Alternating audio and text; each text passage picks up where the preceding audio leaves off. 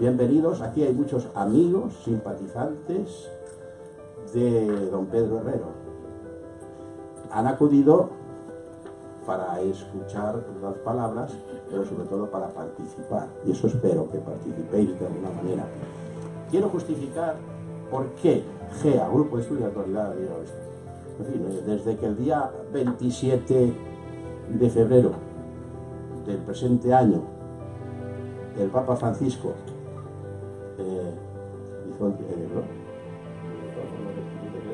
todavía no está el decreto, pero bueno, sí está ya declarado venerable a don Pedro Herrero. Tenemos un alicantino laico en el camino de la santidad, en el proceso de la santidad. Esta es la gran noticia. Esta gran noticia, estar ya Pedro Herrero en el escalafón de los santos, es noticia para todos los alicantinos, pero sobre todo porque se trata de una persona muy querida, muy admirada, y que todo alicantino estaba deseando que llegara ese momento. Bueno, llegó ese momento y ahora el Grupo de Estudios de Actualidad, una asociación cultural que me honro en presidir, pues ha pensado participar, ha deseado participar en este homenaje, pues haciendo organizando una conferencia pues tripartita o cuatripartita, es decir, lo que se llama también mesa redonda. Según los testimonios, según algunos, salía todos los días de casa, Pedro salía todos los días de casa con dinero y volvía sin nada en los bolsillos. Lo había dado todo. Pero es que salía también todos los días de la concatedral de San Nicolás con el corazón henchido, pletórico de amor, que luego derramaba a manos llenas en todo su entorno, en todo su de trabajo, a sus pacientes, enfermos, niños, ricos, pobres, con todo el mundo. Y llegaba la noche exhausto. No solamente había dado lo que quería, se había dado él a sí mismo. Es un gran santo. Estamos convencidos. Basta leer su vida, y ahora la vamos a tratar de resumir, destacar, para darnos cuenta que estamos ante un gran santo. En el reparto de tareas para este acto me ha correspondido la de hacer la semblanza de don Pedro Herrero. Pedro Herrero nació prácticamente a un tiro de piedra de aquí, en el número 22 de la calle Mayor, el 29 de abril de 1904. Era hijo de Pedro alicantino y de Emilia, es que me están haciendo señales de que no se oye bien, y de Emilia de San Juan. Una familia que podríamos calificar de clase media modesta, como correspondía, como eran los funcionarios de grado intermedio en aquella época.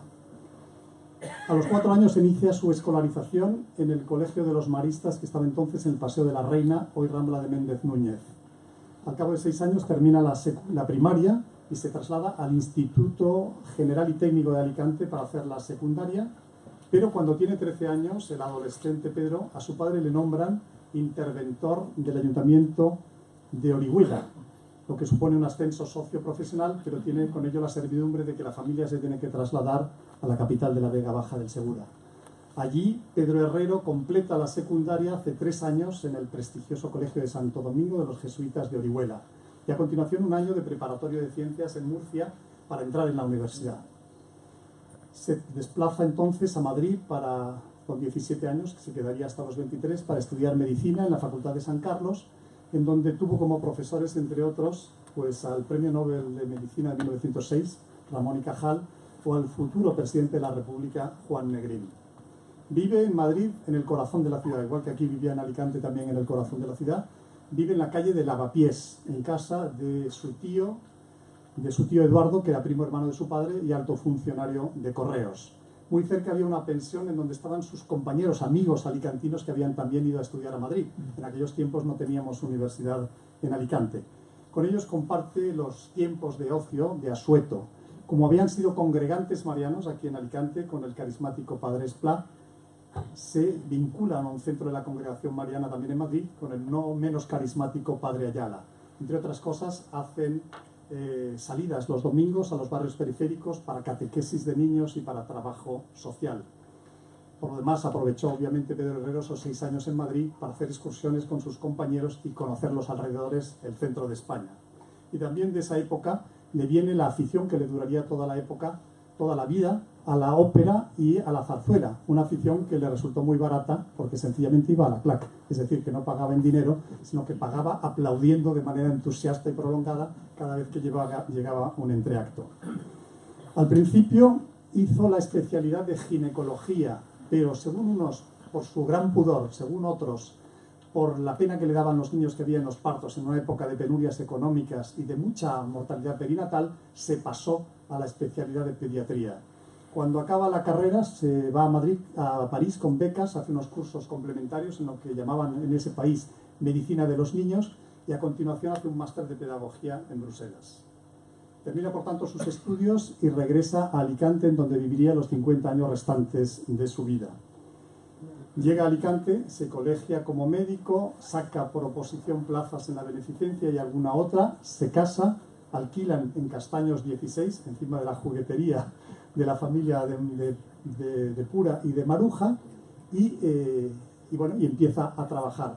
Sin embargo, nada más regresar del viaje de novios, en abril del 31, a los 15 días de la proclamación de la República, se llevan el disgusto de ver el Colegio de los Maristas y el convento de las Clarisas Capuchinas totalmente calcinados. Y a los 5 años les llega a ellos el turno. Detienen en el 36, al estallar la guerra, a Pedro Herrero, por católico prominente, y va preso a Valencia a un buque, el Rita Sister, fondeado en el puerto, que era depósito de armamento, era arsenal, pero al mismo tiempo era cárcel para utilizar a los presos, a los prisioneros, como escudos humanos. En ese momento una delegación del puerto de Alicante se dirige a Valencia y reclaman y obtienen la liberación de don Pedro, que era el médico de sus hijos y que, como explican allí, era conocido como el médico de los niños pobres de Alicante. Se termina la guerra y empieza la normalidad. La normalidad, por ejemplo, un día cualquiera laborable de los 40 años siguientes de Pedro Herrero. Se levantaba a las 6 y estudiaba 1 hora y media medicina, centrándose básicamente en los casos que tenía entre manos. A continuación iba con su mujer a la misa de 8 en San Nicolás, que sigue existiendo, de lunes a viernes todos los días, muy recomendable para empezar el día, y al regresar desayunaba y a las 9 empezaba la primera parte de su jornada laboral, haciendo visitas, yendo a la Bene, a la Beneficencia, a los dispensarios, etc. Terminaba a las 2, a las 3, a las 4, pero antes de almorzar, fuera la hora que fuese, iban él y su mujer a las Clarisas Capuchinas a orar un rato delante del Santísimo que estaba allí expuesto. Después del almuerzo, según me ha contado su sobrino, el doctor Jabaloy de Orihuela, que está aquí presente, se quedaba amodorrado un rato en un sofá y a las 5 empezaba la jornada de tarde. Empezaba en su consulta, pero muchas veces luego seguían las visitas domiciliarias y acababa a las 11, a las 12, a la 1 o a las 2 de la madrugada, cayendo exhausto finalmente al cabo de unas jornadas tan maratonianas.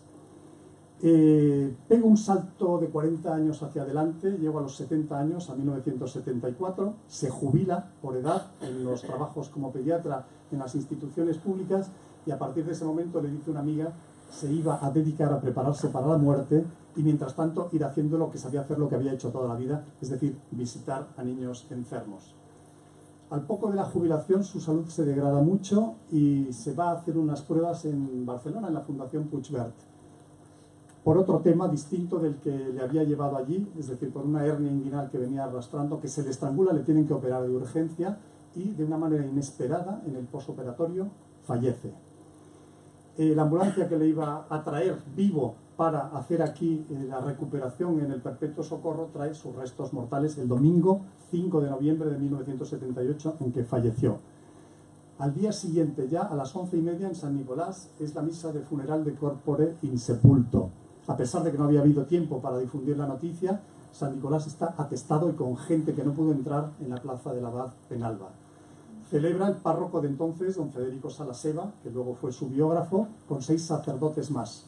Y al terminar la misa, el obispo, don Pablo Parrachina, sin haberlo planificado, cruza el presbiterio, se dirige al ambón y con tono emocionado anuncia que lanza el proceso de canonización de don Pedro Herrero.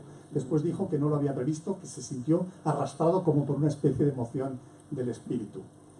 Las palabras de don Pablo Barrachina provocan una ovación larga, intensa, de toda la asistencia, que equivalió a una canonización por aclamación de las que se hacían en la Iglesia en el primer milenio de su historia. Murió, por lo tanto, en fama de santidad, y esa fama de santidad no ha menguado, no se ha desdibujado con el paso del tiempo, sino que se ha acrecentado en España y fuera de España. Para su generación, Pedro Herrero era más bien alto, unos 70, enjuto de carnes, con la cabeza alargada y angulosa y las manos sarmentosas. Tuvo una muy buena salud toda su vida, que sin embargo se desmoronó después de los 70, después de la jubilación. Prostatitis, bronquitis, hernia inguinal, etc. En cuanto a su carácter, pues aunque a veces parecía serio por el gesto, era de fácil sonrisa y de hecho veía el lado humorístico de las situaciones fácilmente. Hay testimonios en la causa de que contaba los chistes con muchísimo gracejo y hacía reír a la gente mucho. Era de carácter directo, afable, sencillo, cariñoso con todos, y en todo lo que hacía utilizaba mucha energía, mucha alegría, mucho entusiasmo. Austero, austerísimo, reacio a los honores, a los lujos, desprendido, desapegado, generoso hasta el extremo. Su esposa, que también lo era, tuvo que convertirse en una especie de policía de la generosidad, porque si no, no hubieran tenido ni para comer. Ella comentaba, doña Patro, que en el fondo don Pedro tenía mucho genio, pero tenía un genio, como ya decía, dominado, que solo afloraba cuando detectaba desidia o negligencia en el tratamiento, en el cuidado de los niños enfermos. Para sus colegas médicos era sorprendente la gran cultura que tenía, y era sorprendente porque, como estaba siempre trabajando, se preguntaban que de dónde la sacaba, pero era una persona muy culta que en los pocos huecos que tenía, pues le gustaba leer de historia, en concreto de la Iglesia, de medicina, de tauromaquia, que era la afición que le habían inculcado en casa desde niño. Y además era aficionado a la música clásica, a la ópera y a las zarzuelas. Y sus pequeños vicios, entre comillas, que le humanizan, pues que se tomaba su copita de coñac después de las comidas y de vez en cuando se fumaba un farias, que para eso se fabricaban aquí en Alicante, en lo que hoy es el centro de las cigarreras, para toda España. Y además fumó también celtas cortos, esos petardos que incluso, según me ha contado un amigo de él, cuando les sacaron con filtro, como todos los españoles dignos de tal nombre, arrancaban el filtro y lo encendían una vez el filtro arrancado. Su matrimonio, importante, como ha dicho Jerónimo Gay, referirse a él. Conoció a su futura esposa, Patrocinio Jabaloy Lizón, hija de un abogado de Orihuela y alumna de Jesús María, cuando ella tenía 14 años, el 16. Quedó tan prendado que le propuso formalizar relaciones inmediatamente, a lo cual la familia de la novia le dijo que era demasiado prematuro, que se esperase. Esperaron 4 años para hacerse novios formalmente y tras un noviazgo a la antigua usanza de esos noviazgos maravillosos de aquellos tiempos, de 6 años, contrajeron matrimonio el día en que él cumplió 27 años de edad. Era un matrimonio extraordinariamente compenetrado. Pablo Barrachina, el obispo de entonces, que los conocía bien, entre otras cosas porque de vez en cuando almorzaba en su casa, dice que eran el perfecto complemento recíproco en lo humano, en lo espiritual, en lo profesional y en lo apostólico. Ella era la manager, ella era la que administraba la casa y la que administraba la consulta, y era también, por así decirlo, la GPS, porque él no tenía mucho sentido de la orientación, y ella era la que encontraba las casas de los niños pobres, de los gitanitos en las afueras de Alicante, en los recovecos a los que llevaba su profesión de médico. Se dice muchas veces que detrás de un gran hombre hay una gran mujer, y este era el caso. Hay personas, como Jerónimo Gay, que dicen que qué pena que no se haya aprovechado este caso para una canonización conjunta de dos cónyuges. Pero es que ha sido imposible por culpa de don Pablo Parrachina, que se lanzó ya en la misa in corpore y sepulto cuando ella todavía tenía 18 años de vida por delante, por tanto no podían incluirla en el proceso. En todo caso, doña Patro ha sido una persona que es gran parte de la personalidad, de la santidad de don Pedro Herrero. Cuando estaba moribundo, prácticamente sumido en el total mutismo en Barcelona, justo antes de morir, ella, agobiada por verle tan callado, le dijo: pero Pedro, ¿no me dices nada? Y él, haciendo un gran esfuerzo, abrió los ojos y dijo sus últimas palabras: tú has sido siempre mi único amor. Entro ya en su vivencia de la fe. Pedro Herrero era un cristiano profundamente orante que creció espiritualmente a lo largo de toda su vida hasta llegar a ser un gigante espiritual. Alimentaba su fe, alimentaba su deseo de agradar a Dios, su deseo de servicio al prójimo, pues utilizando los medios, los nutrientes que la Iglesia pone a disposición de sus fieles hacia la santificación. Eucaristía con comunión y adoración eucarística diaria, confesión y dirección espiritual frecuente, participación en celebraciones litúrgicas, procesiones, congresos eucarísticos y marianos. Era un hombre de oración cuasi permanente. Muchas veces, cuando le veían por la calle y le sacaban la mano para saludar, la sacaba y no se había dado cuenta y llevaba el rosario enroscado entre los dedos. Era un hombre de una vivencia de la fe, como es la propio del cristianismo, comunitaria. Fue congregante mariano, fue miembro del apostolado de la oración, fue miembro de varias hermandades de Semana Santa y, por supuesto, de la Archicofradía de la Virgen del Remedio de Alicante. Pero fundamentalmente su asociacionismo se centró en Acción Católica, llegó a ser el presidente de la rama diocesana de hombres, en la Hermandad Médica de San Cosme y San Damián, que presidió 26 años y lo llevó a viajar por toda España y algún viaje al extranjero, y finalmente la adoración nocturna. Era adorador nocturno y me ha contado una persona aquí presente en la sala, que era compañero de turno, que llegaba a veces totalmente demolido físicamente por la jornada maratoniana y acababa apoyando la cabeza en el hombro de la persona que tenía al lado. Cuando alguna persona le decía: pero don Pedro, váyase a casa, que usted no está en condiciones de estar aquí, él decía: hay mucho que reparar. Su voluntad, su fuerza de voluntad hercúlea le llevaba a mantener su compromiso con la adoración nocturna, aun cuando se estaba cayendo y aun cuando iba a empalmar con seguir trabajando a partir de la mañana siguiente cuando terminase su turno. Hizo viajes a Roma, le encantaba, a Lourdes como médico, peregrinó a Santiago de Compostela, peregrinó también a Tierra Santa en el 67 y le sorprendió allí al grupo de peregrinos nada menos que la guerra de los 6 días en la que Israel acabó anexionando los altos del Golán, Gaza, Cisjordania y la península del Sinaí. Él no tenía mucho miedo a que hubiera estallado la guerra, porque decía que, puestos a morir, Tierra Santa no es un mal lugar precisamente, es decir, no le afectó para nada. Viajó también a congresos eucarísticos y, por ejemplo, con Emilio Ramón, creo que aquí presente, y su esposa, viajaron en el 600, que antes se veía, hasta Sevilla, para el Congreso Eucarístico Nacional de 1968. Pedro Herrero se adhería íntegramente a la totalidad del magisterio de la Iglesia. Veneraba al Papa, amaba mucho a sus obispos y a sus sacerdotes. En su presencia no se podía mencionar a un sacerdote si no era para alabarlo. Bautizó con sus propias manos a muchos niños cuando estaban en peligro de muerte, in articulo mortis, para que no murieran sin bautizar.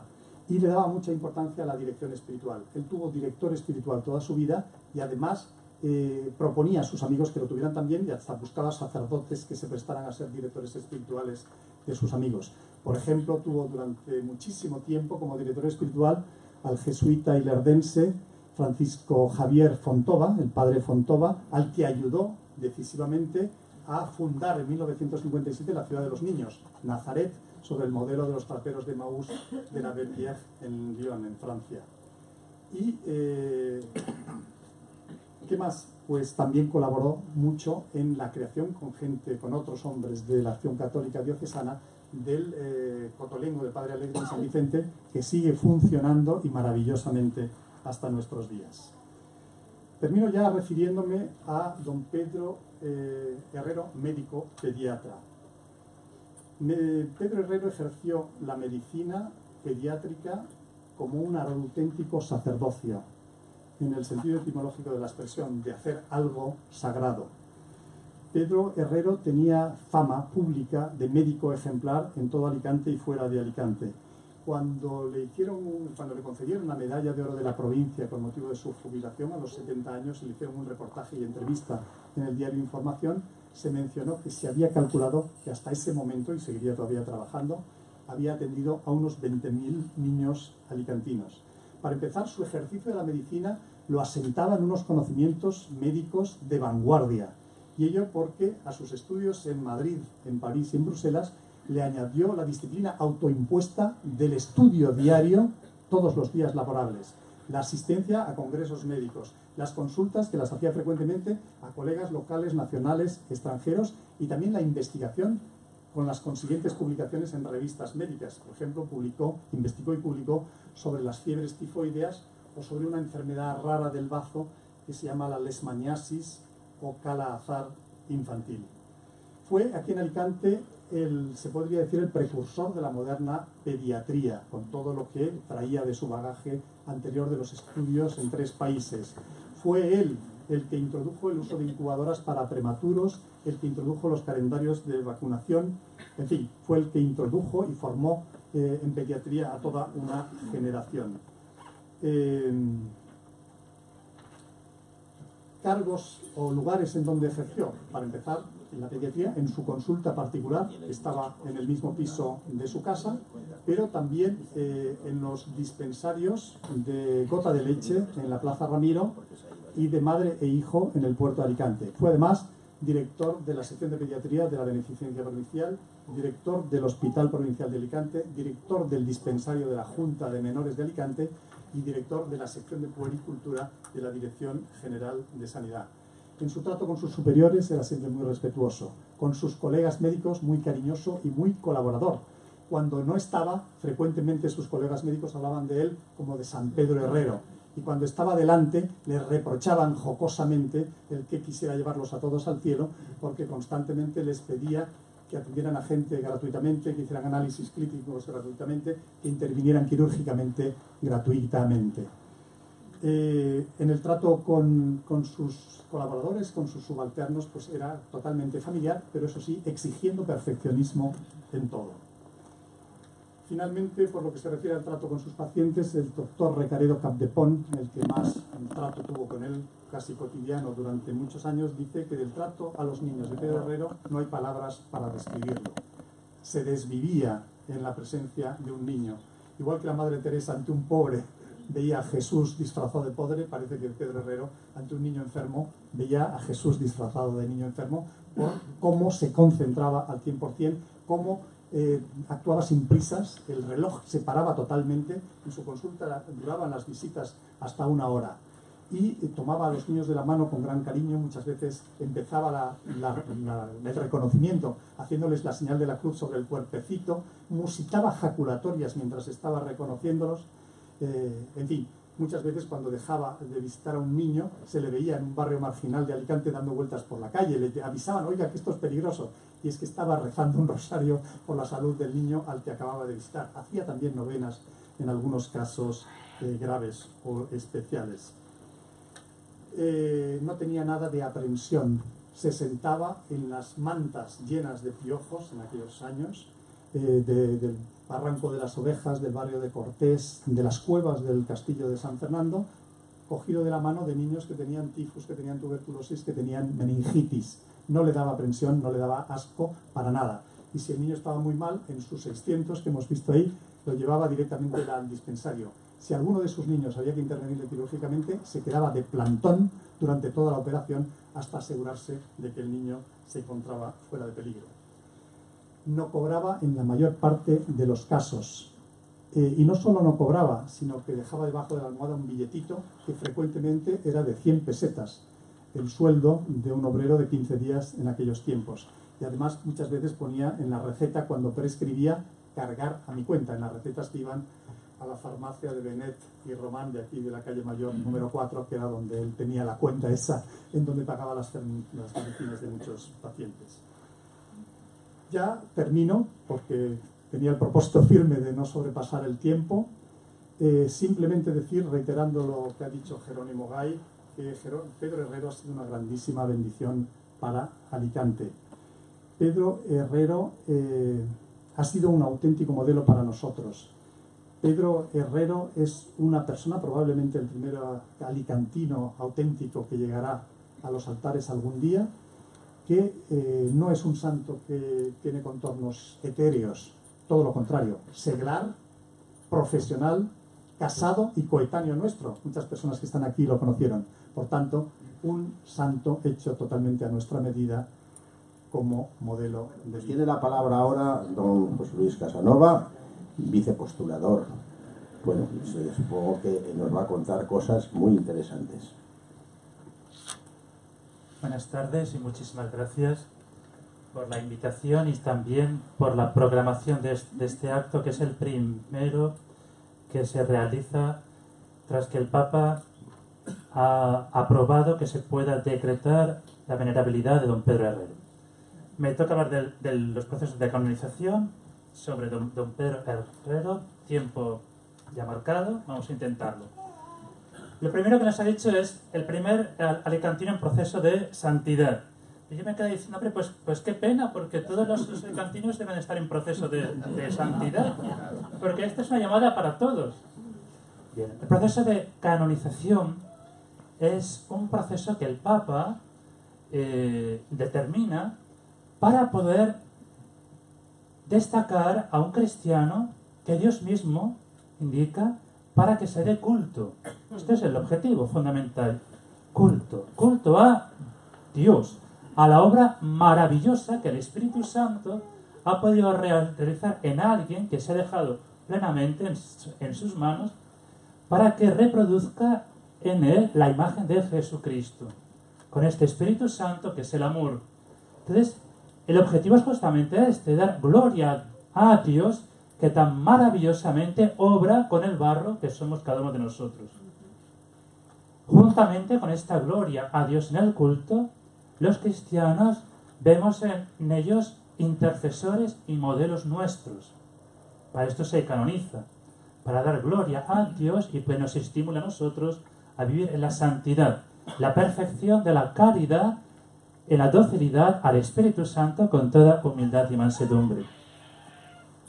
Los procesos de canonización son de dos tipos. Tenemos los mártires, los que han sido muertos por odio a la fe y han perseverado en esta fe dando testimonio como Jesucristo, perdonando y entregando su vida por amor. Y después tenemos los que no son mártires, llamamos por virtudes. Y en don Pedro se encasilla en este segundo. Cuando se va a comenzar un proceso de canonización, lo primero que hay es que tiene que haber una fama de santidad. Don Pedro, creo que con lo escuchado era verdaderamente claro. Entonces tiene dos fases fundamentales, que después se divididen en alguna más. Una primera fase es la recopilación. Para que el Papa pueda declarar, tiene que saber quién es. Entonces lo primero que se hace es una investigación en la diócesis. En aquel acontecimiento del entierro de don Pedro fue un poco la espontaneidad del Espíritu Santo, pero se precisó, ¿verdad?, que se hiciera como la Iglesia lo desea. Don Francisco Álvarez comenzó a permitir que don Ildefonso Cases, de grata memoria y trabajador exhausto por esta causa, al cual le pedimos desde el cielo, que seguro está metiendo prisa como él era, pues toma las primeras declaraciones para que no se perdieran los testimonios. Pero fue gracias a don Victorio el que tuvo la sesión de apertura del proceso de canonización, de investigación, esta primera fase. Terminado un año después, recopilado toda esta fase de investigación, los testimonios, 40 testimonios, los documentos, todo esto se traslada a la Congregación para las Causas de los Santos para empezar la fase romana. Muy bien. con todo ese material se elabora lo que ha dicho la Positio. Es un libro, como vamos a decir, una tesis doctoral donde se intenta demostrar que don Pedro existió, no se puede contarlo, pues es importante, existió su biografía, sus virtudes, si las ha habido en grado heroico, su fama de santidad y de signos. Si la gente le pide a Dios por intercesión de y qué ha ocurrido cuando ha pedido a Dios y ha manifestado su misericordia. Se elabora este trabajo para el estudio de la comisión de teólogos y de comisión de cardenales. Como el tiempo se alargaba, Vittorio y don Rafael especialmente, con mi tío a la cabeza, empujaban para que se acelerara el estudio, porque mientras no se estudia se puede continuar. Y efectivamente, se terminó este estudio de la comisión de teólogos y cardenales con don Jesús, nuestro obispo actual, que tuvimos que también aclarar algunas cuestiones. Nos encontramos con que en febrero, pues el Santo Padre en el consistorio aprueba que se puede emitir el decreto de venerable, que aún no está emitido, aunque ya tenemos el borrador preparado. Termina una fase, se le declara venerable, virtudes heroicas. Esto es un cristiano ejemplar, pasa de ser siervo de Dios, que no es nada, que permanecerá siempre a ser venerable. Y ahora, como es un caso por virtudes, se requiere el signo de Dios. Y el signo de Dios para el crecimiento de nuestra fe es el milagro, del cual narrará un poco doctora Verdú. Ya se ha producido ese acontecimiento, se ha estudiado y se han enviado todas las actas a la Congregación para las Causas de los Santos. No se empieza a estudiar hasta que se declara venerable, por lo cual ahora ya se empezará a estudiar. Si Dios quiere, y todo va bien, esperamos que así sea, estudiado el milagro y aprobado tanto por la Comisión de Teólogos como de Cardenales, se le entrega al Santo Padre el resultado.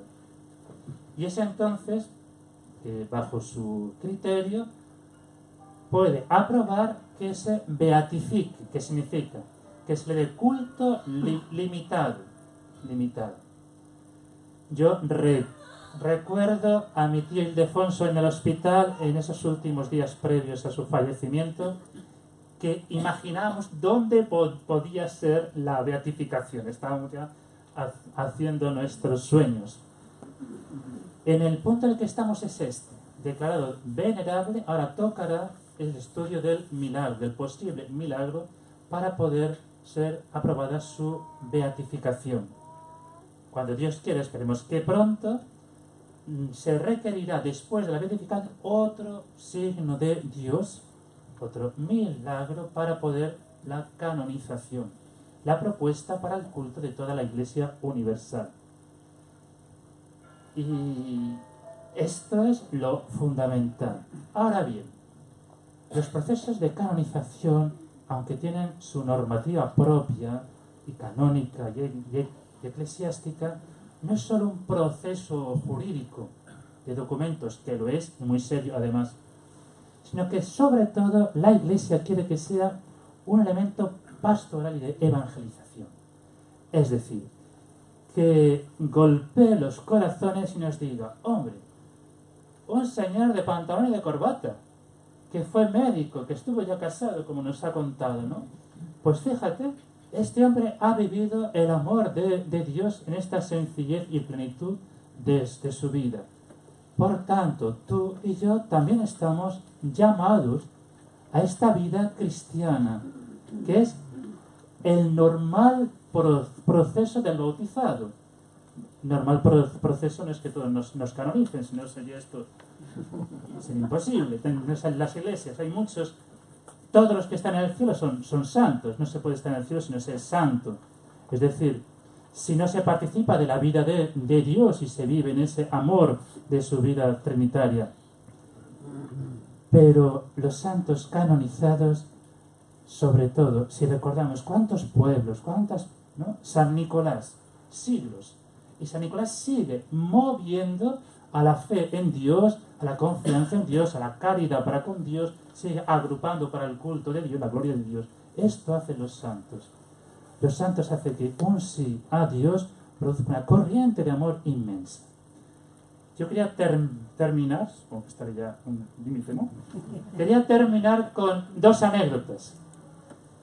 Porque la santidad, en definitiva, la participación, el amor de Dios, no son cuando hablamos de virtudes heroicas, no hablamos de Superman, de grandes héroes, sino que lo que uno hace, lo hace fielmente, constantemente, en momentos buenos y malos, con gran alegría, y traspasado todo por la gracia de Dios.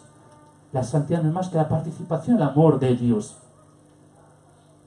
Las últimas palabras de don Pedro, cuando su esposa, después está en un silencio, le pregunta, pero Pedro, no me dices nada, aquí llevo yo tanto tiempo y tú en silencio. Y como ha dicho bien, tú has sido el único amor de mi vida. Yo cojo ahora otra anécdota muy hermosa también. La he anotado. Cuando se jubila de médico a pediatra, y entonces hace un discurso de despedida, lo voy a leer, dice estas palabras. Hemos querido estudiar y aprender la asignatura del amor. Estudiar y aprender. He querido. Y he sido aficionado a la pediatría, con todo lo que era de profesional, la humildad. Pero con todos los compañeros de acción, no individualmente, sino agrupa a todos, como se pone junto con los demás. Dice, se ha transmitido algo de nuestros corazones a los pequeñitos, practicando con ello la verdadera religión tal y como Cristo nos mandó. Aquí está el sello del Espíritu de Dios.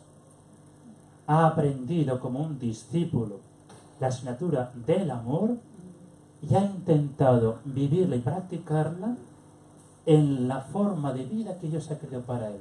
Ser esposo, ser médico y ser un servidor público que estuvo en el ayuntamiento.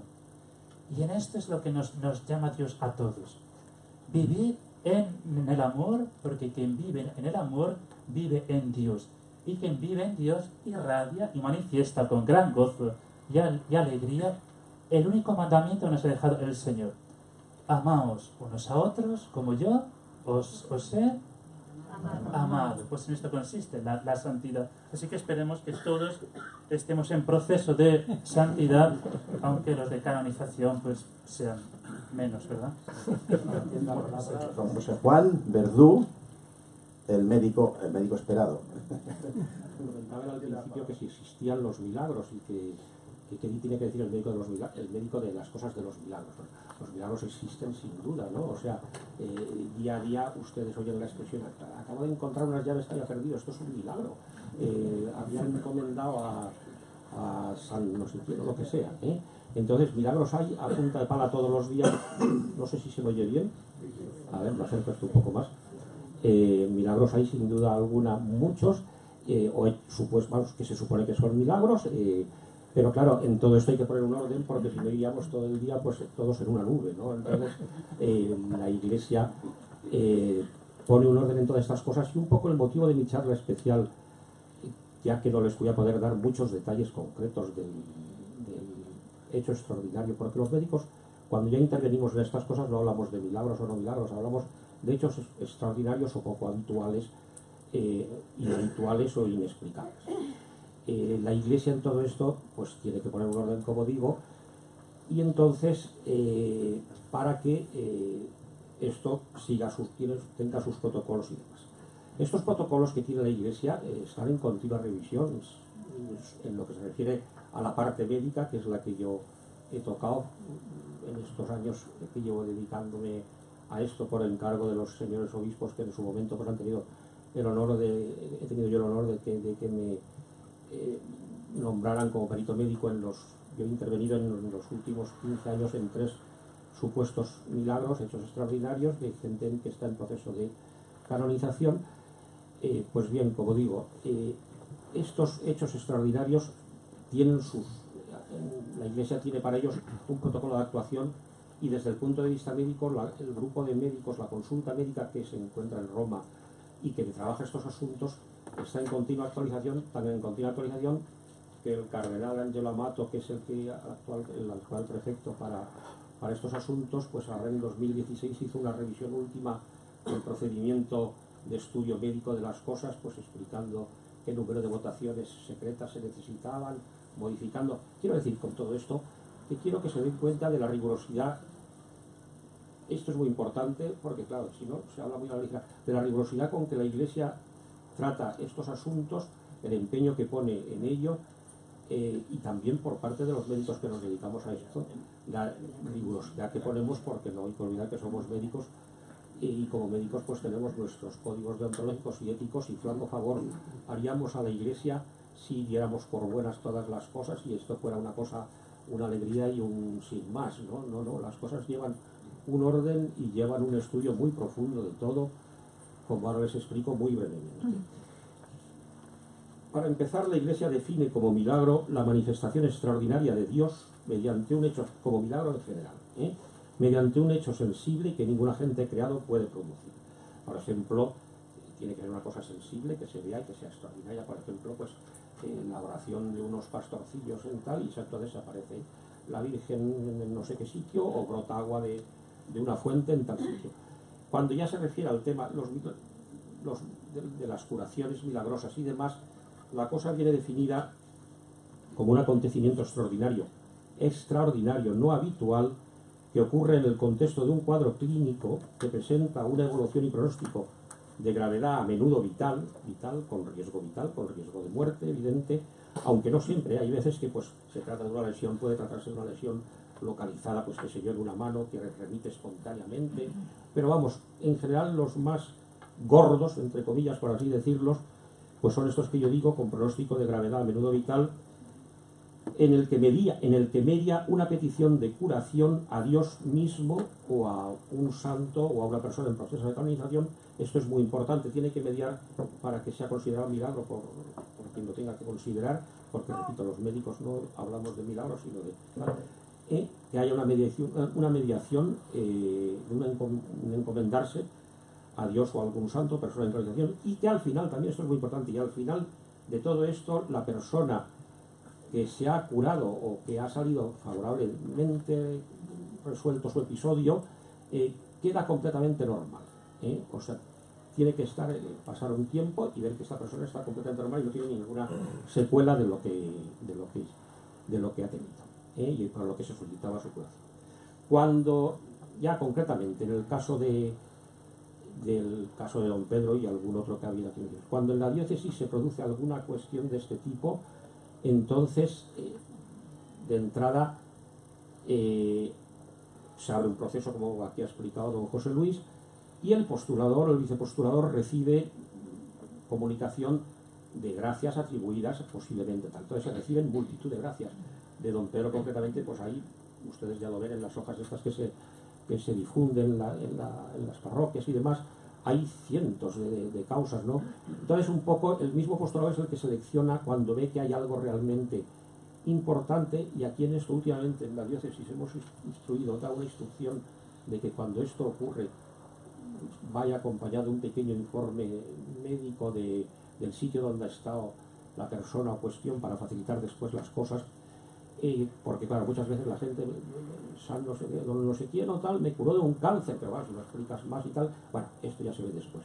Pero como digo, una vez que se detecta una cosa de estas, el postulador de la orden, pues el postulador de la causa habla con el señor obispo, y el señor obispo tiene a bien designar un perito médico que estudie, que se dedica a estudiar esto y a ponerlo. El perito médico, en este caso, las veces que me ha tocado a mí, pues el perito médico, pues hombre, entiende de lo que entiende, y por su experiencia, por los años que ha llevado de trabajo, pues en mi caso en un hospital, pues 40 y tantos años y todas estas cosas, pero claro, no entiende de todo. Entonces lo que hace el perito médico se dirige a las personas. Primero lo mira y ve si aquello tiene visos de ser algo realmente a considerar. Entonces, si así lo considera, como es el caso de don Pedro, pues entonces se dirige, en el caso de don Pedro, en los otros casos que tal, se dirige a los médicos que han intervenido en ese caso, va a hablar con ellos, les expone de qué se trata, les expone de qué va la cosa,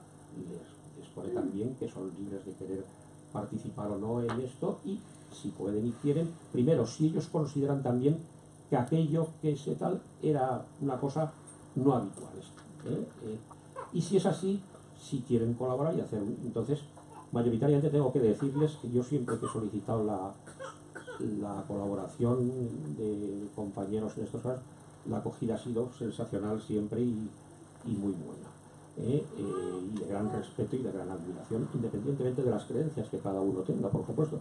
Entonces, estos médicos, a requerimiento del perito médico, hacen un informe donde indican pues, que a su juicio aquello era un hecho no habitual.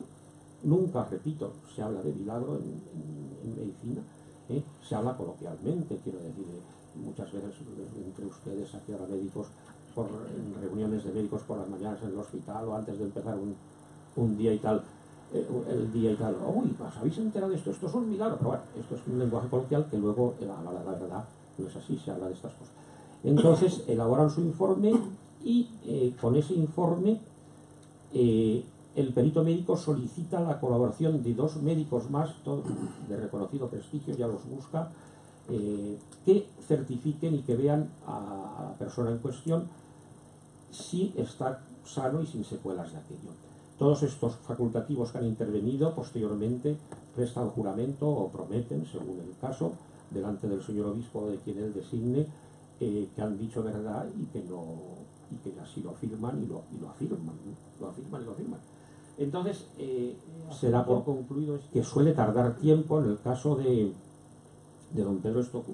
El milagro que se estudió en su momento, pues el supuesto milagro, fue a unos 15 años o una cosa así, lleva un tiempo grande, porque es claro, pues se recoge también, aparte de esas opiniones, se recoge la historia clínica del hospital, se revisa desde el punto 1 hasta el punto final, se ven colaboraciones, se piden criterios y se solicitan criterios de los sanitarios que hayan intervenido también, personal de enfermería, etcétera, que esto lleva su tiempo, Entonces, pues claro, por eso las fechas son las que son y los tiempos son los que son.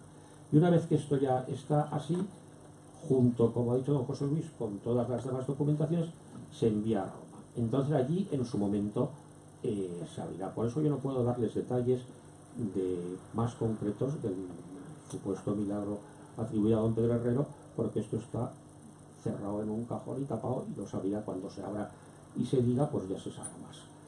Entonces, esto cuando llega a Roma, pasa a la consulta médica de la Oficina de las Causas para los Santos. La consulta médica de la Oficina de la Causa para los Santos la componen aproximadamente unos 60-70 profesionales, la mayoría italianos, por razones de operatividad, claro, alguna vez alguien de algún otro país pues tiene que acudir, pero por razones de operatividad la ocupan médicos italianos también, todos ellos de reconocido prestigio, catedráticos, jefes de servicio, de hospitales y demás.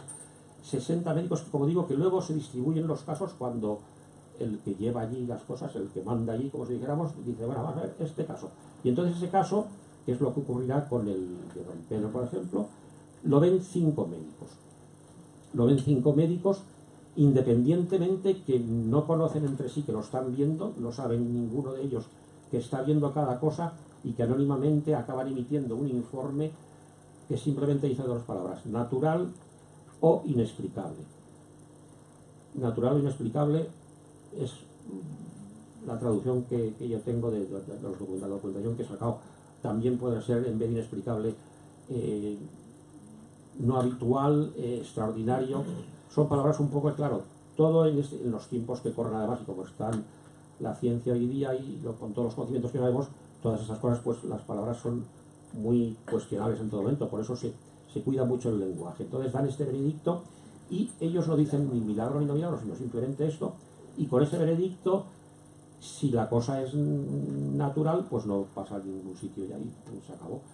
Se puede recurrir y todas estas cosas, pero no. Si es inexplicable o es extraordinaria, entonces la comisión de cardenales que se dedica también a estos asuntos es la que vuelve a retomar todo el tema, lo une al tema anterior que ya ha habido ahora de virtudes y demás, y de todo el conjunto acaba diciendo, pues esto es un milagro. En esas nos encontramos y nos encontraremos cuando allí decidan abrir la caja y esperemos que el resultado sea favorable y así lo deseamos. Y esto es todo lo que tengo que decirles, nada más. De Pedro Herrero niño, de cómo era como niño. Bueno, primero quiero decir que habéis hablado tanto y tan bien de Pedro Herrero que me habéis dejado muy poquito para decir. Pero vamos a intentarlo. Pura, acércate. Hay que pulsar. ¿Más? ¿Así se oye mejor? Pero un poquito más, ¿Más? Ahí, sí.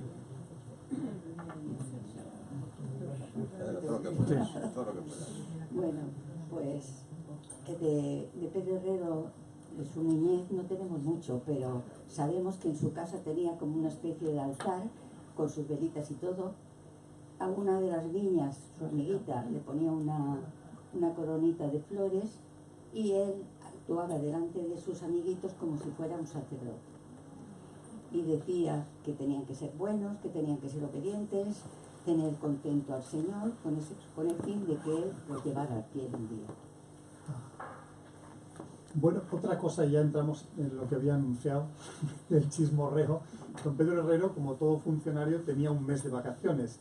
He leído en la Positio que aunque el mes era el mes de agosto, él se quedaba hasta después de la Virgen del Remedio porque no quería perderse ninguno de los homenajes a la patrona de Alicante. Pero luego iniciaba sus vacaciones. ¿Dónde pasaban las vacaciones? ¿Qué hacían en el matrimonio de las vacaciones? Lo que hacía es ir a su casita de Tánger y como allí no había iglesia, andaban varios kilómetros hasta llegar a Munchamiel y allí era un matrimonio de misa y comunión diaria. También hacían el Vía Crucis, generalmente lo hacían los viernes. Este día también hacía un ayuno de pan y agua. Durante la jornada pues hacían su meditación y contemplaban la pasión de Cristo. Bueno, también hacían muchos viajes porque eran los dos, les gustaba mucho hacer. ¿No se oye? ¿Así? Sí. A ver si me lo he puesto mal. No. ¿Se oye bien? ¿Se oye bien ahora? ¿No? Habla más alto.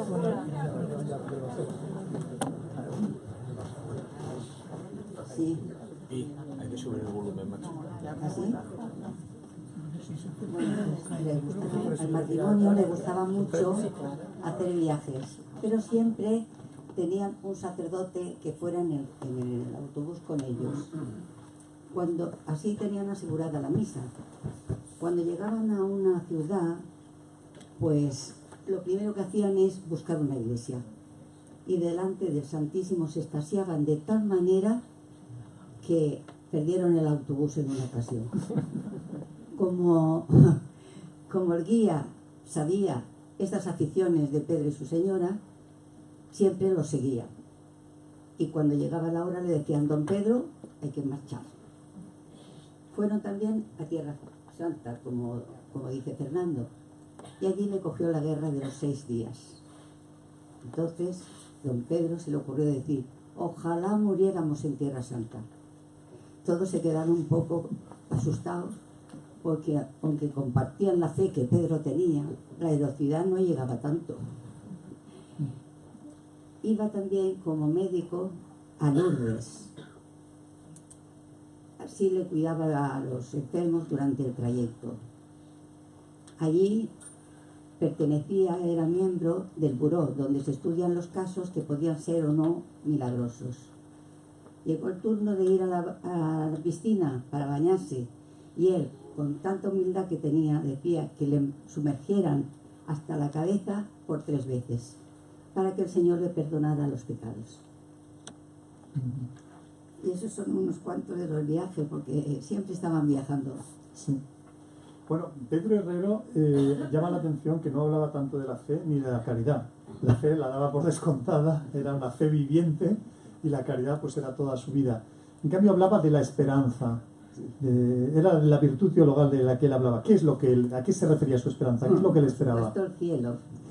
Siempre lo veía como un bien futuro. Él siempre estaba orando, y cuanto más oraba, más esperaba. Cuando atendía a los niños, hacía de sus cuidados oración. A un amigo le dijo que él se imaginaba el cielo un lugar de paz, de tranquilidad, que podía dormir sin prisas, Y que incluso el Señor le decía: Pedro, tú no te preocupes de nada. El doctor Clavero, tú has empezado a decir algo, decía: lo que le pasa a Pedro no es que quiera ir él al cielo, es que quiere llevarnos a todos con él.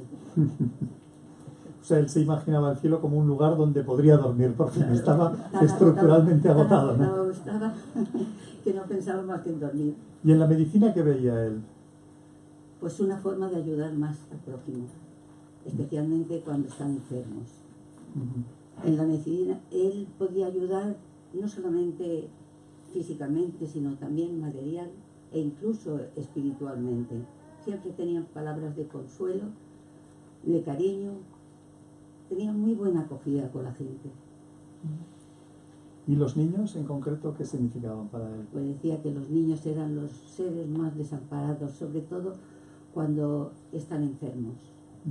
Y si son de condición humilde, si es una casa muy humilde, pues entonces no solamente les visitaba y no les cobraba, sino que encima les dejaba, como tú has dicho, un billete debajo de la almohada. Cuando se iba don Pedro, enseguida miraban a ver qué le había dejado.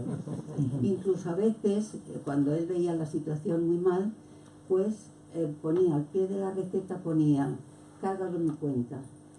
Y les decía que fueran a la farmacia a venir, que se encontraba justo enfrente de su casa.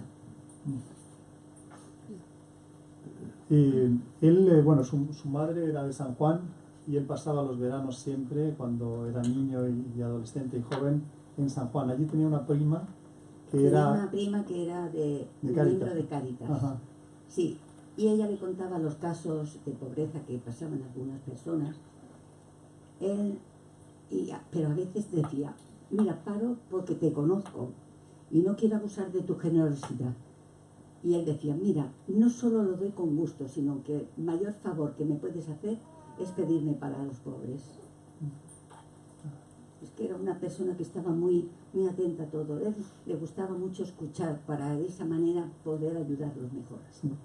Y ella, bueno, también tenía imaginación. Leí en la Positio, en algún apartado, que como el matrimonio no tuvo hijos, Sí. apadrinaron a un seminarista por el hijo sacerdote que les hubiera gustado tener, ¿no? Sí.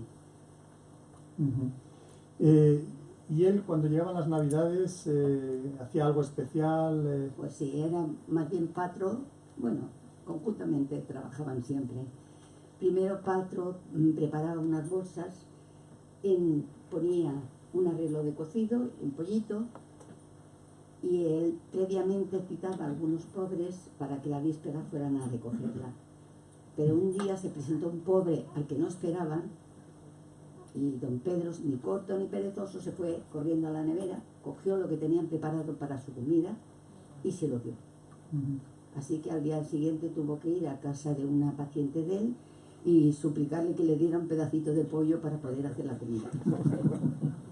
Sí, eso me recuerda otra anécdota que he leído en la Positio en Madrid. Cuando llegó, lógicamente hacía mucho más frío que aquí, Así. y salió a la calle.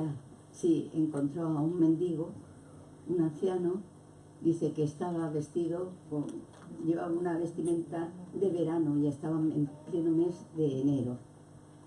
Él lo invitó a ir a casa de sus tíos, que es donde vivía, en el barrio de Lavapiés, y allí le puso uno de sus trajes y le despidió con mucho cariño.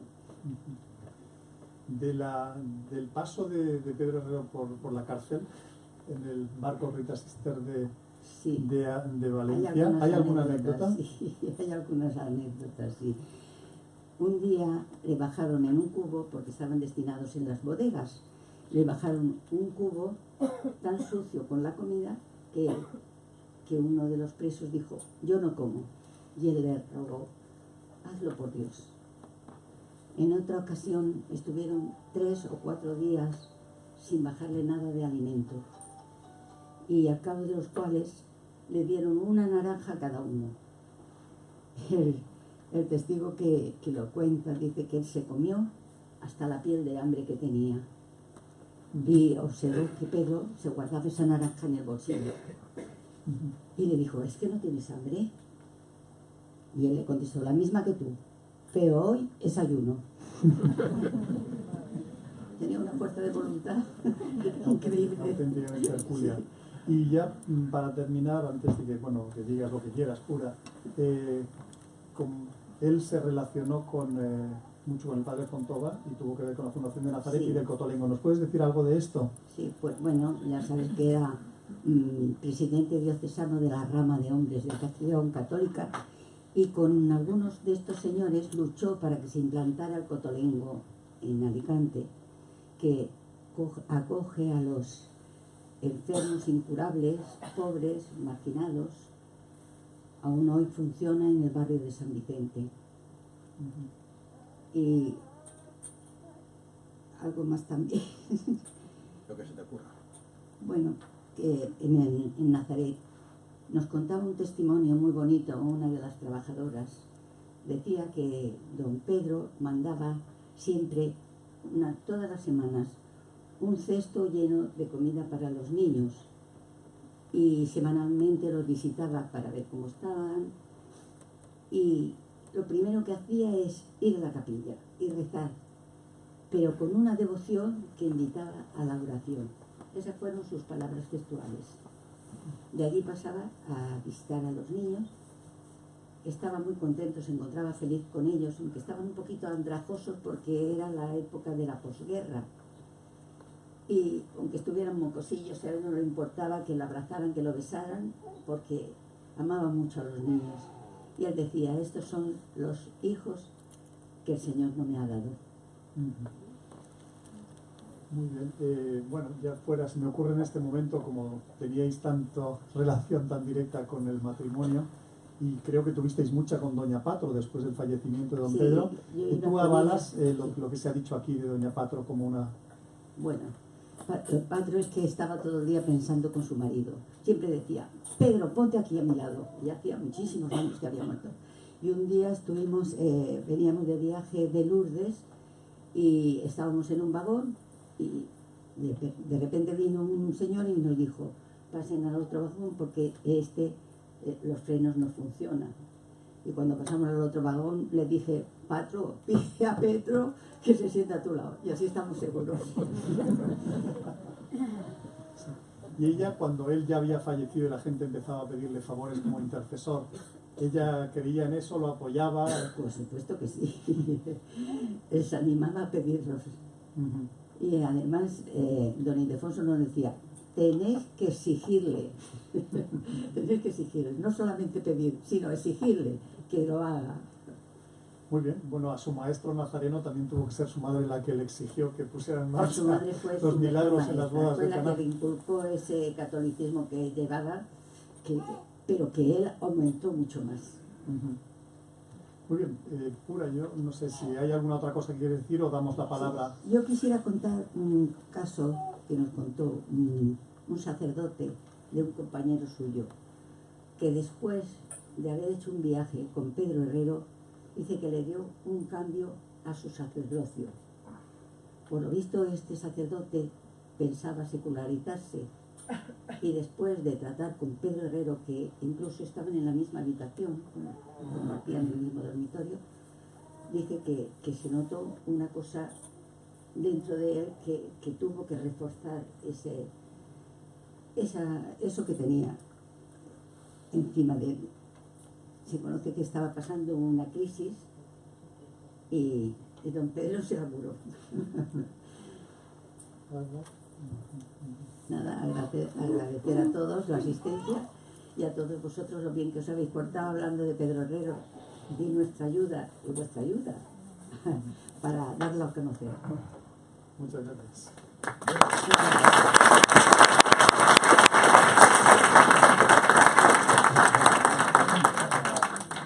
Ahora ya de la sala, aquí es el momento cumbre, lo importante, que es los testimonios. Bueno, yo no sé si sé que ha venido el primo, o el sobrino, perdón, de don Pedro Herrero, el doctor Andrés Jabaloy de Orihuela con su familia, que fue pediatra también como él y que convivió con el matrimonio aquí en Alicante. No sé si quiere decir algo. Sí, efectivamente. Bueno, en primer lugar, Perdona, que no sabía dónde estaba. agradecerte la atención que has tenido con nosotros, con nuestra familia, y agradecerte este acto que habéis organizado.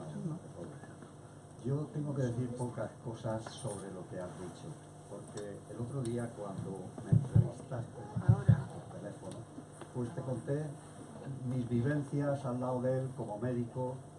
Empezaba la pediatría entonces.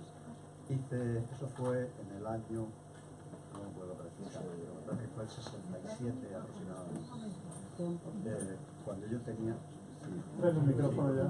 Bueno, y efectivamente es corroborar las palabras que tú has dicho, de su modo de vivir. Yo conviví con él mientras que hacía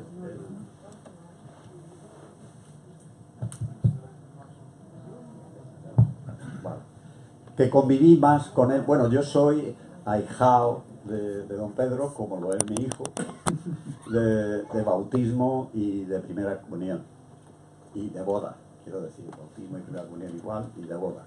Y nos quería muchísimo, y nosotros lo queríamos a él muchísimo. De hecho, dentro de la familia hay muchos ahijados y ahijadas. Por ejemplo, la que tengo aquí a mi lado también lo fue, y mi hijo que tengo aquí delante. Y conviví con él sobre todo en mi periodo de servicio militar, al terminar yo la carrera de medicina, y pasaba consulta con él cuando me permitía el servicio, y un poquito después, cuando terminé el servicio militar, también estuve con él pues unos 6 o 7 meses, hasta que luego me facilitó, por sus conocimientos que tenía de médicos en Bruselas, donde él había estado, me facilitó, lo tengo que decir así, una beca, y estuve conociendo a los compañeros de entonces. Bueno, entonces la vida que tú has descrito, la vida cotidiana, pues es exactamente la que yo viví. Es decir, eso de levantarse a las 6 de la mañana a estudiar, 6:30 aproximadamente, de estudiar la hora y media que tú has dicho, una hora y media, de asistir. Es que no quiero repetir mucho todas las palabras que has dicho, porque es así, ¿eh? Luego íbamos a misa de San Nicolás. Después de la misa, pues el desayuno, y enseguida íbamos a la Bene, donde allí conocí pues a don Recaredo, conocí a Medina, un compañero suyo, conocí a Sor Socorro y a Sor Amparo, eran dos monjitas que lo querían con locura. Y aprendí mucho de él. Una cosa que me llamó... Bueno, don Pedro, una cosa que no has dicho y que sí que vale la pena decir es que fue de los primeros puericultores del Estado. Es decir, que aparte de ganar las oposiciones que ganó, fue el primero de los puericultores del Estado. Y la vida cotidiana pues era esa. Primero la Bene, y luego alternaba las consultas cuando salíamos de allí al cabo de un par de horas. Íbamos o a las obras del puerto, que es a madre e hijo, o al... no me acuerdo bien sí, el dispensario infantil. Y allí pasábamos pues otras 2 o 3 horas.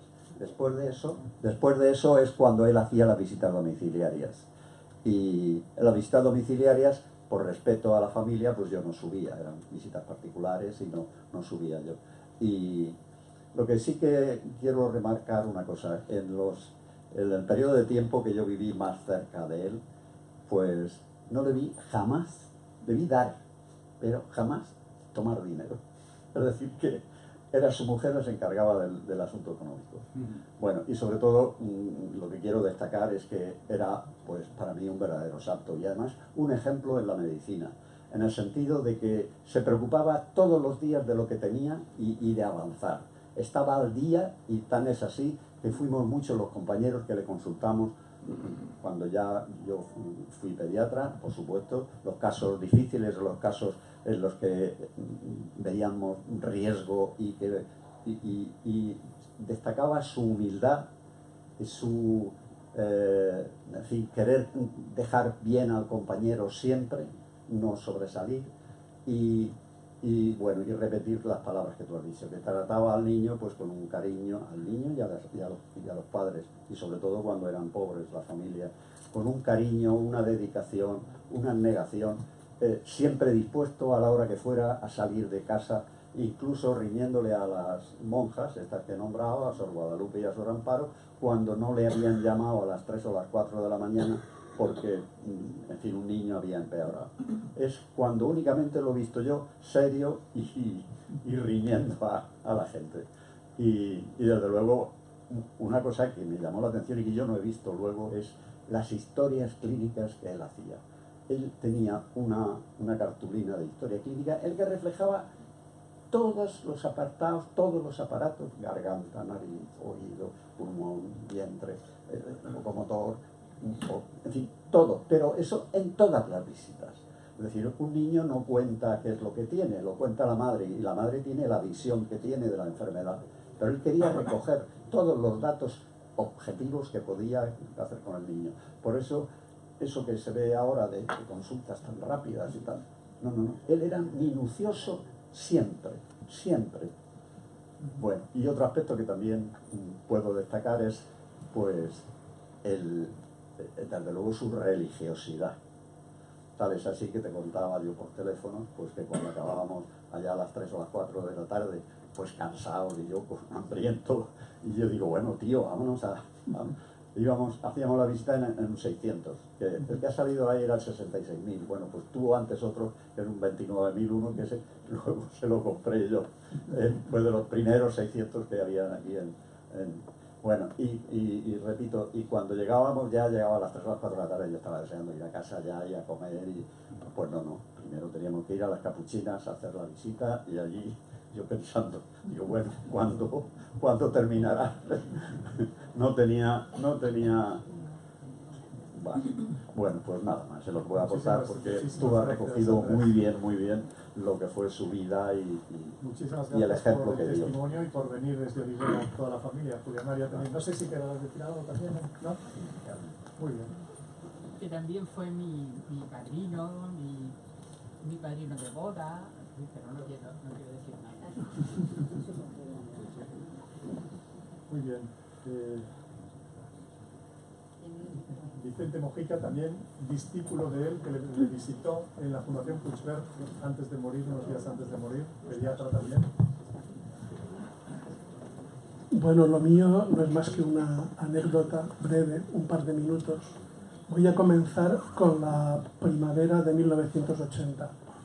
Yo en ese momento estoy como pediatra de zona en Callosa de Segura y un día de abril o marzo, pasando visita, me dicen, vaya a hacer este aviso que hay un niño con fiebre. Acabo la consulta y a la 1:15, antes de comer, llamo a la puerta y una señora me abre rápido, suba, que se me está muriendo el niño, suba, corra. Total, que era un piso, era una vivienda sin ascensor y de un piso. Y me encontré con un lactante de 20 meses con una convulsión febril simple, que los pediatras que estáis aquí ya sabéis que pues, es una cosa banal, pero una madre vive un niño con 20 meses, con los ojos en blanco, con la espalda curva y moviendo las extremidades y con una cianosis peribucal y sin respirar, lo vive como una muerte. Una madre cuando ve un niño así, pues para ella es una sensación de muerte. Bueno, yo entré y esta señora cuando yo entro empieza a elevar las manos hacia el cielo diciendo, don Pedro Herrero, salva a mi hijo, repetidamente. Bueno, vi al niño, saqué la ampollita de Valium, le puse la inyección, cedió la convulsión, era una otitis la causa remota de esto. No tenía más importancia, pero la señora, yo le dije, bueno, gracias a don Pedro y gracias al Valium. Me dice, no, usted estaba aquí porque lo ha enviado don Pedro, gracias a don Pedro. Y a mí se me quedó, no lo he comentado nunca a nadie, es una anécdota, se la comenté a Fernando López de Rego hace un mes y a José Verdú ayer por la calle, pero no lo he comentado nunca porque tampoco le da más importancia, porque a veces la causalidad y la casualidad, a veces la línea es muy delgada y los puntos de vista, depende con quién hablas, te dice una cosa u otra. Yo tuve la suerte de conocer a don Pedro en el verano del año 74. Estudiaba quinto de medicina, había decidido hacer la especialidad de pediatría y mi padre de broma me dijo, bueno, pues mira, hablaremos en el Hospitalillo, que con Sor Guadalupe está don Recaredo, no, me dijo en plan de broma, San Recaredo Capdepont, San Paco Gómez Medina y San Pedro Herrero. San Pedro Herrero se ha jubilado hace unos meses, pero él va cada día ya a las 11. Y efectivamente, el verano del año 74, a las 11, don Pedro se había jubilado hace unos meses, pero él iba ya a las 11, y me llamó la atención, primero, la ternura y el cariño con el que trataba a los niños. El hospital infantil es el hospitalillo del Paseo de Campoamor de beneficencia, y había algún gitanillo, gente sin recursos, y me acuerdo perfectamente que Paco Gómez, cuando él entraba, se ponía firmes, chaqueta y corbata de usted, eran otros tiempos, y don Pedro, ¿le habéis hecho a este niño el tránsito para la hernia para ver si es de Bogdalego, de Morgani? Sí, señor. ¿Tiene retención? Sí, señor, don Pedro. No, don Pedro. La exquisitez de trato mutua y la admiración también que le tenían tanto Recaredo Capdepón como Paco Gómez Medina hacia don Pedro. Don Pedro, yo recuerdo que ese verano se fue de vacaciones a Austria con su esposa, iba a los toros, efectivamente, el mes de junio por las hogueras iba de toros. Y yo ya de ahí paso al año 78. En Barcelona es el día 1 de noviembre, yo estoy haciendo R2 de pediatría en la ciudad sanitaria de Barcelona, y me llama mi padre y me dice: Vicente, que don Pedro está muy malito en la Fundación Puigvert. Y yo, pues voy a verlo. Y tuve la suerte enorme de verlo. Doña Patro, cuando me vio, me dijo: no te va a conocer. Y yo, bueno, pero me siento, o sea, que tuve la suerte de estar a su lado, cogerlo de la mano. No me conocía, estaba muy ictérico y con muy desconectado, y no hablé con él. Y ya no me enteré yo que había fallecido ese sábado, 3 o 4 días después de que yo lo vi. Y a la semana recibí una carta con una foto de la prensa local, con todo lo de la misa, con don Pablo, la gente aplaudiendo y la propuesta para su causa. Y bueno, y aquí se termina todo, ya está. Era esto solo.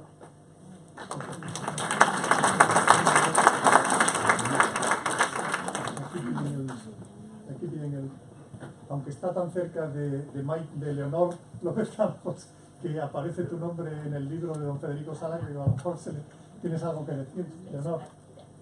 Bueno, en fin, ya está el micrófono aquí, luego tal vez. Buenas tardes. En primer lugar, quiero dar las gracias a todos los ponentes por todo lo bien que han hablado de don Pedro, y no se han equivocado en nada. Ratifico todo. Yo conocí a don Pedro, fue mi pediatra, trabajó muchos años con mi padre en la beneficencia. Mi padre era administrador de la beneficencia, y corroboro que era un santo. Fue mi médico, como he dicho. Mi padre estuvo un mes antes de morir en el Pedro Socorro en cuidados intensivos. Iba todos los días a ver a mi padre. Nosotros no dejamos la habitación, y él siempre, como médico, no tenía hora para poderlo ver. Nosotros teníamos 20 minutos por la mañana y 20 minutos por la tarde, y él siempre que iba subía a la habitación y nos decía cómo estaba mi padre. Don Pedro fue, como he dicho, mi pediatra. Yo tenía 7 años, estuve con una enfermedad muy grave. Estuve 2 años en cama en aquellos tiempos, una nefritis, que era entonces pues con urea en sangre en grado máximo y tal. Y tenía la consulta don Pedro Herrero, don Recaredo Capdepón, y como ATS tenía al padre de quien habla ahora, para mí un santo, y se lo he dicho a él muchas veces, Vicente Mojica. Aparte de gran poeta, era un gran ATS y una gran persona. Para mí era un santo también. Después, pues desgraciadamente, pues he tenido a lo largo de la vida, pues primero me detectaron una enfermedad de Payet de los huesos, y con don Ildefonso Cases, gran sacerdote y gran amigo, que fue el que me propuso también para ser presidente, juntamente con Pura, presidente de la causa de don Pedro Herrero. Pero vamos, yo soy un granito de arena en comparación con Pura, su hermana, y 2 personas que hay aquí, que son las que están continuamente en la sede trabajando por don Pedro Herrero. Me alegro mucho que sea venerable Y me alegro mucho también por don Ildefonso, que me consta y lo sé, porque he estado mucho con él, las ganas que tenía de ver un día, y lo verás si Dios quiere, porque yo estoy seguro que desde ahí arriba ha intercedido mucho para que esto llegara, mucho. Y también le agradezco a don José Luis, porque sigue como sobrino suyo, y que ya en tiempos de don Ildefonso estuvo trabajando con él. Como he dicho, yo tuve una enfermedad que me detectaron de enfermedad de Payet. Y don Ildefonso me dijo, mira Manolo, vamos a empezar una novena. O sea, yo fui al médico, no voy a decir dar nombres, el traumatólogo me citó al reumatólogo, pues sí, por las pruebas que me hicieron. Y entonces me dijeron que me tenía que hacer una camografía ósea y unas analíticas que me hicieron. Y al 9º día, que lo sabe Pura, que está testificado en la hoja de don Pedro de hace muchos años, me hicieron la camografía y el que me la hizo fue un primo hermano mío, que es médico de medicina nuclear. Dijo, mira Manolo, ¿tiene los análisis? Digo, sí, pues me los he vuelto a hacer. Entonces llamé a José Juan Verdú, amigo, que fue el que me hizo los análisis, y desde allí mismo, de su despacho, me dijo, mira Manolo, te he repetido los análisis 2 veces, y los tienes perfectamente, la fosfatasa, la orina y todo, y los tienes perfectamente. Bueno, pues gracias a Dios, hace 20 años de esto, me dijeron, bueno, se lo dijeron a mi mujer, no delante mía, que en 3 meses iba a estar en una silla de ruedas. Hace 3 años me operaron de un cáncer de pulmón y me quitaron casi un pulmón. Yo me encomendé, como siempre, en primer lugar al Señor, pero por mediación siempre de don Pedro Herrero, siempre. Gracias a Dios, pues salí. Me dijeron que tenía un cáncer que era grave por mis condiciones de ser hipertenso y demás, y que en la operación pues lo sabían. Me quitaron el cáncer y gracias a Dios, hace 3 años, y aquí estoy. No acabó bien la cosa. Hace 1 año, en un TAC de revisión de pulmón, me dijeron que tenía una metástasis de huesos. Entonces, pues, para confirmarlo, pues me mandaron también una serie de pruebas que me hicieron en el Hospital de San Juan, un internista con muchos análisis y muchas tal, y me dijeron que no tenía cáncer de huesos, que sí, que los huesos los tengo muy tocados, pero gracias a Dios, cáncer de huesos, no. Cuando nació mi primer hijo, nació con un glaucoma congénito, que nos dijeron aquí que se le quedaba ciego.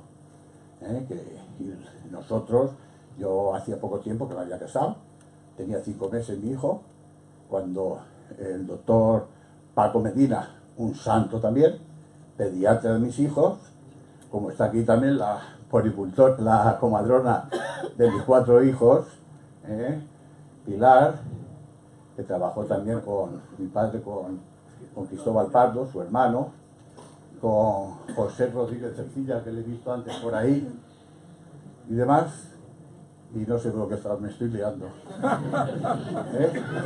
Nació con un glaucoma y lo operaron en Barraquer, y dijeron el mismo Barraquer que seguramente que no, pues gracias a Dios y a la Virgen, porque yo antes de irme a Barcelona fui primero a María Auxiliadora, que de siempre yo estudiaba en Marista y estudiaba en Salesiano, a María Auxiliadora a pedirle, pues oye, que mi hijo por lo menos, y gracias a Dios mi hijo salió. Yo perdí el pelo en 1 semana, porque yo tenía mucho pelo y tenía bigote, y por mi hijo, por el estrés ese, pues que nada, que estoy muy contento que lo... Muchísimas gracias.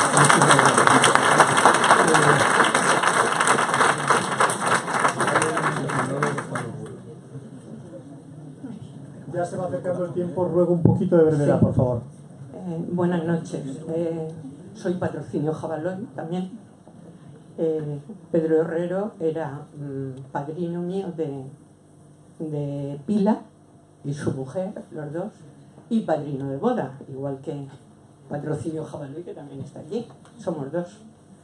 Entonces quería contar una anécdota, porque al vivir aquí en Alicante, por los años 70, en el 74, 75, él, al no tener hijos, bueno, pues con mi hija pues hizo mucha amiga, y entonces la acogía por Reyes de la mano porque íbamos a ver a los reyes venir en barco, pero nunca llegamos a verlos porque le iban parando por la calle o cuando no se paraba él.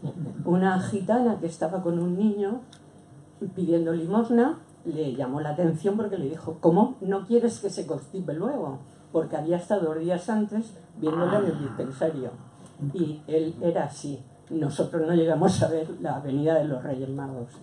Y otra cosa que le decía yo con mucha frecuencia cuando venía a casa, yo le decía: tío, tú eres San Pedro Herrero. Y él decía: no digas tonterías. Era lo que siempre decía. Gracias.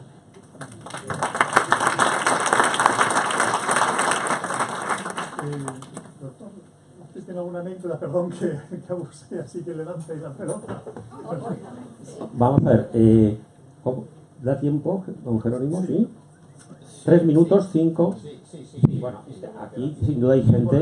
Tengo que hacer un par de preguntas a esto, pero bueno, Sí, yo tengo una vivencia personal con él, a pesar de ser más joven, ahora no. Entonces, que quizá la gente coetánea de él, pues claro, acostumbrado, como estaban a estar todos los días con él, pues no se daban cuenta, sí se daban cuenta, pero no lo valoraban a lo mejor tanto. Yo me ocurrió lo siguiente: yo tendría pues aproximadamente entonces unos 29, 30 años, había acabado la especialidad hacía muy poquito, yo soy hematólogo, y se presentó una urgencia de noche, como siempre en medicina, las cosas, los desastres casi siempre son de noche, no sé por qué, pero bueno, se presentó una urgencia de un recién nacido que con un proceso muy grave, que no vamos a entrar en detalles, que había que hacerle un recambio total de sangre. Esto lo hacíamos, lo hacía el hematólogo, que éramos los únicos que sabíamos entonces hacer estas cosas, era una cosa pues muy delicada y muy grave. Y entonces, pues nada, me avisaron que estaba en el Perpetuo Socorro. ¿Quién es el pediatra? A ver, que me llame y tal. O... No, que me llame, no. Yo llamaré al pediatra a ver quién es. Pues es don Pedro Herrero. Yo había oído hablar de don Pedro Herrero, pues de que era una persona muy buena, muy querida en Alicante y tal. Pero hombre, yo era muy joven, yo no sabía tampoco tantas cosas. Lo primero que se me vino a la cabeza, yo tenía entonces 30 años y él tendría unos 70 y tantos, 72 o por ahí. Lo primero que se me vino a la cabeza y dije: madre mía, pues la que me ha tocado por aquí. Ahora un señor mayor... un compañero pero mayor y tal, ¿cómo le explico yo estas cosas? Lo que hay que hacer, me entenderá bien, no me entenderá, me reñirá, se querrá, en fin, no lo sé, veremos a ver qué pasa.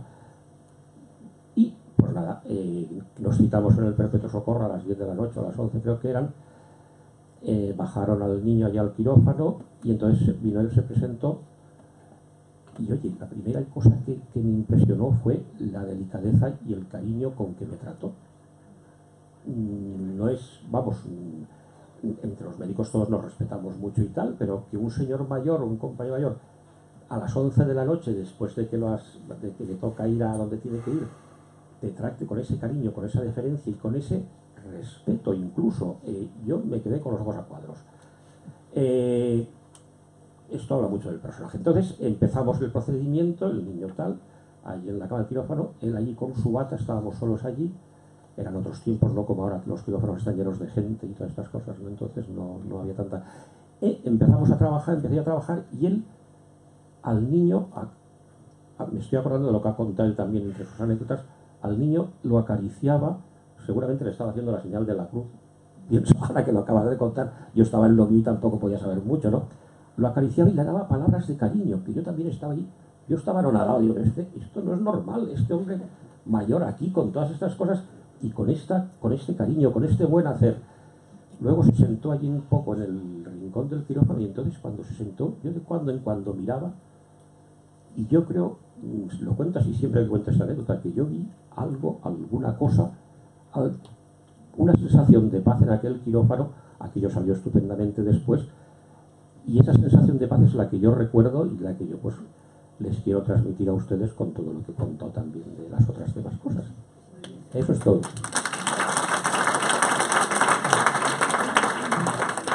Bueno, yo no sé si hemos terminado con los testimonios, yo creo que hay muchos más, pero no sé si alguien ya de última hora que... ¿Quiere decir algo? Buenas tardes.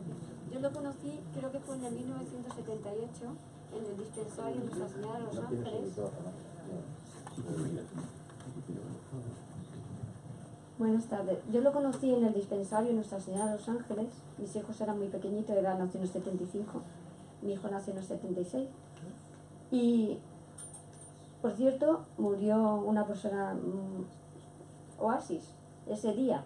Y los médicos se comunicaban unos a los otros, decían, fíjate, si se pudiera comprar la vida, este hombre hubiera comprado su vida. Pero es así, bueno, esas palabras. Y lo vi que él entró tal como es, tal como se ve, era. Pero yo, entonces no era tan angelical, siempre he sido muy espiritual, pero entonces, claro, con 25, 26 años que yo tenía o menos, pues claro. Y lo vi como si llevara una sección de ángeles con él. Impresionante. Aún lo recuerdo.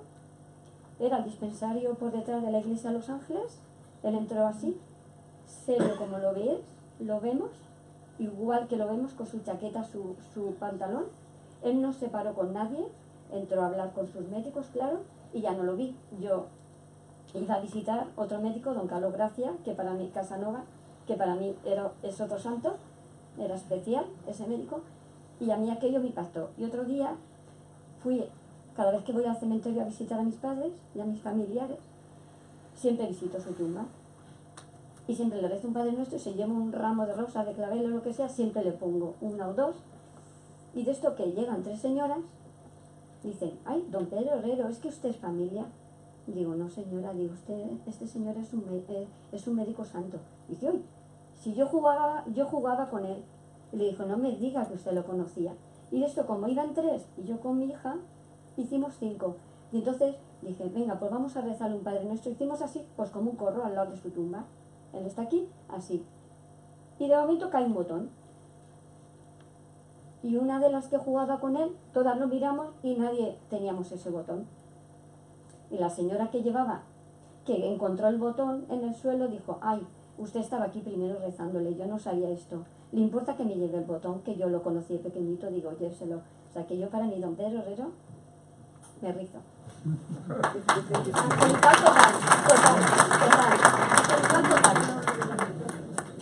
Ya vamos a terminar, pero antes querría hacer 2 preguntas importantes a Pura.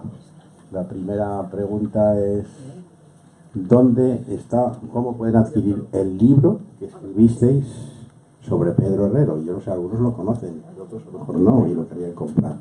Aquí no lo podía vender, aquí no se puede vender porque esto es un centro pues que no permite ninguna operación comercial. O sea que, ¿dónde lo pueden comprar? Pues en la concatedral de San Nicolás, en la sacristía. Es un libro muy barato porque vale solamente 10 euros. Y está ilustrado con fotografías también. Bueno. Y otra pregunta es que tú me has confesado esta mañana que andáis con muchos apuros económicos para seguir con el proceso. Sí, porque desde que empezó la crisis se ha notado un bajón, porque antes se recaudaba mucho. Es que hace falta mucho dinero, no solamente para hacer las hojas informativas, las estampas, y además hay que pagar a la Congregación para la Causa de los Santos también. Hay gente que piensa que esto es gratis. Gratis nada más trabajamos nosotros. Los demás, todos tenemos que ir pagando. Por lo tanto, que estamos presentes, correr la voz que hay que apoyar, que hay que ayudar la causa. Bueno, en la hoja informativa vienen 2 bancos donde se pueden ingresar los donativos o también ir a la iglesia de San Nicolás, a la sacristía, y allí les tenderán un recibo con el donativo. Por cierto que la estampa que habéis traído ya es la nueva. Sí, es esta, que es un cuadro que nos hicieron, que está guapísimo, como veis, y me ha parecido bien hacer la estampa con una fotografía del cuadro. Por lo tanto, a la salida se puede recoger, ¿no? Sí, a la salida pueden encontrar esta estampa. Hay estampas con reliquia, que es un pedacito de tela de su bata de médico, que es auténtica porque la hemos hecho nosotras, todas las que trabajamos allí. Y también la hoja informativa, que se edita cada 4 meses aproximadamente. Es la nueva, o sea que es del 13 de mayo que aún no ha llegado. Ha sido una exposición buena, brillante. Creo que se ha expuesto bien claro quién era Pedro Herrero. Si acaso, no, yo todos creo que sabéis muy bien lo que era, quién es Pedro Herrero, pero a mí me he quedado tranquilo saber que hemos colaborado en extender pues su figura y ayudar también para nosotros, hacerlo que nos ayude en nuestras cosas, en nuestros días, porque al parecer actúa bastante. Hay mucha gente que dice, yo me encomiendo a Pedro Herrero, yo me encomiendo a Pedro Herrero. Los alicantinos tenemos que encomendarnos a Pedro Herrero. Así que con estas palabras yo termino mi palabra. Pero ahora sí que sois vosotros los que entre todos vamos a darle el obsequio a Pedro de el himno.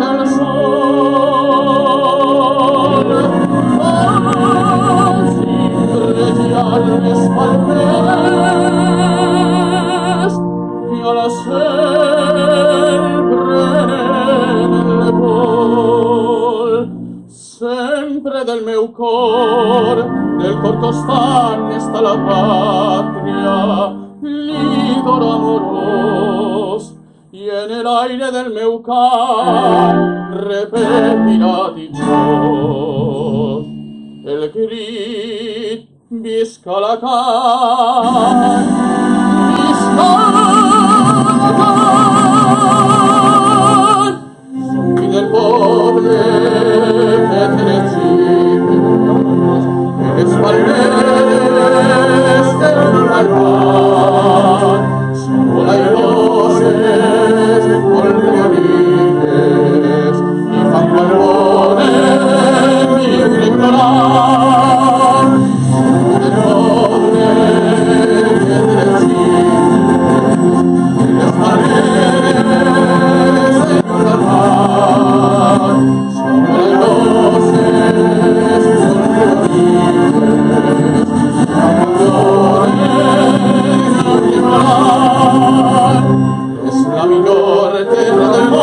y así el poeta ayúdame, y el rey del manejo, gloria del corazón de ti, y desde el brazo del rey, y de Dios,